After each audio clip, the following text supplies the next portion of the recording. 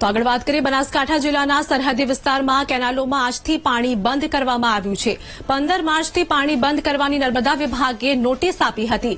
કેનાલમાં પાણી ચાલુ રાખવા માટે સરહદી વિસ્તારના ખેડૂતોએ માંગ કરી છે। તો આ સાથે જ ખેડૂતોએ જીરું, ઇસબગુલ, એરંડા, રાયડો સહિતનું વાવેતર કર્યું છે અને આ તરફ ખેડૂતો મુશ્કેલીમાં મુકાયા છે। કેનાલમાં પાણી બંધ થતા સિંચાઈના પાણીનો પણ પ્રશ્ન ઉભો થયો છે।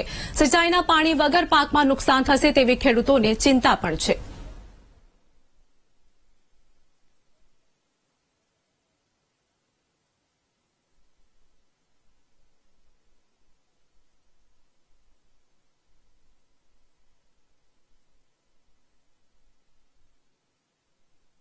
તો ખેડૂતોને લઈને પ્રશ્નો ઉભા થયા છે। ખેડૂતો હાલ ચિંતામાં મુકાયા છે। કેનાલમાં પાણી ચાલુ રાખવા માટે સરહદી વિસ્તારના ખેડૂતો દ્વારા માંગ કરવામાં આવી છે। સિંચાઈના પાણી માટે પણ અનેક પ્રશ્નો ઉભા થયા છે।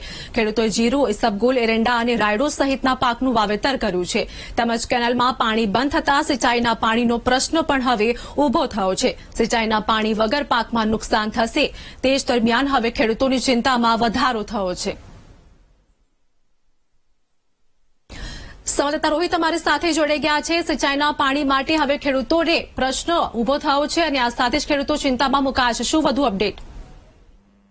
જે આથી ચોક્કસની વાત કરવામાં આવે તો બનાસકાંઠા જિલ્લાના સરહદી વિસ્તાર જે છેલ્લા ઘણા વર્ષોથી કેનાલ આધારિત વિસ્તાર છે અને જે પાણી ત્યાં ખેતરોમાં મળી રહે છે તેના કારણે અત્યારે લીલોછમ વિસ્તાર પડી રહ્યો છે। પરંતુ કહી શકાય કે ગઈકાલથી જ આ જે તમામ જે કેનાલોમાં પાણી જે નર્મદાનું આવતું હતું તે નર્મદા વિભાગ દ્વારા બંધ કરી દેવામાં આવ્યું છે। જેના કારણે ખેડૂતોની મુશ્કેલીમાં વધારો થાય છે।